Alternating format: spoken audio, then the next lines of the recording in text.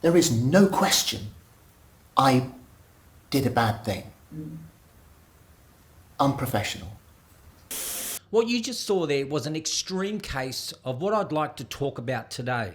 And that is what you do in your personal life, should that become a consequence of your professional life?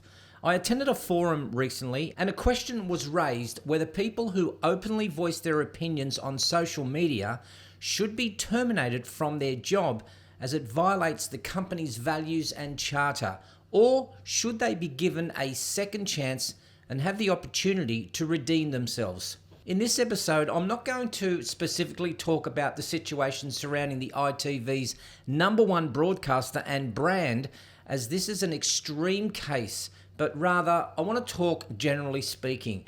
Let me give you an example.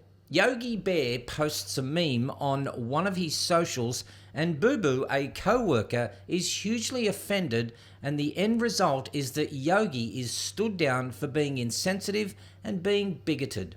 Now, this is a complex situation that depends on several factors, and before I opine on this, let's first consider a few points in general terms. It is important to differentiate between different types of negative opinions. If the opinions expressed by Yogi are based on ignorance, misinformation, or prejudice, it may be necessary to address the underlying biases and educate Yogi before granting a second chance. However, if the opinions are a result of a genuine disagreement or a difference in perspective, it may be more appropriate to allow for open dialogue and debate within the organisation.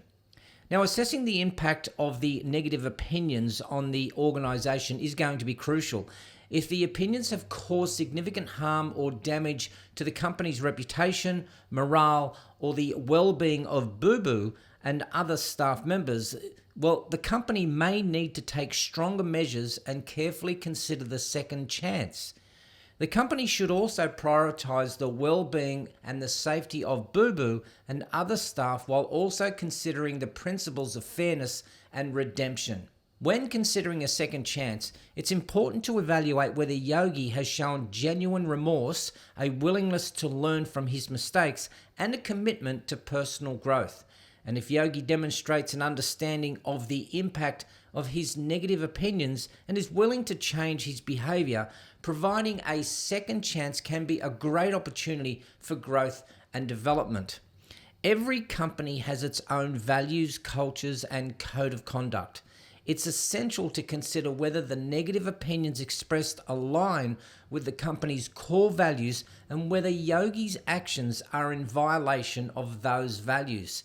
If the negative opinions fundamentally contradicts the organization's principles or creates a hostile environment for others, the company may need to take appropriate action to protect its values and its stakeholders. Just given a second chance should not be seen as condoning or ignoring the negative opinions expressed.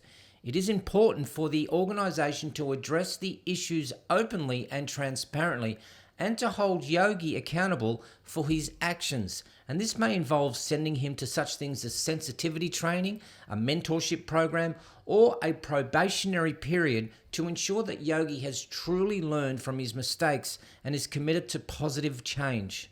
Ultimately, the decision to allow a second chance should be made on a case-by-case basis, considering the specific circumstances, impact, willingness to change, and alignment to company's values.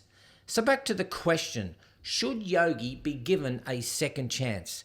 Here's my take on things. The decision to forgive someone who has apologized strongly and taken action to educate themselves on their poor decisions is a personal one. Forgiveness is a complex and individual process that can depend on various factors, including the nature of the offense, the impact it has on Boo Boo, and the sincerity of the apology and actions for self-improvement. Now, when somebody genuinely acknowledges their mistake, shows remorse, and takes steps to rectify their behavior, it can be an indication of personal growth and a willingness to change, and this can create an environment where forgiveness becomes a possibility. However, forgiveness doesn't necessarily mean forgetting or condoning the actions that caused harm. Ultimately, the decision to forgive rests with Boo Boo and the people who terminated Yogi.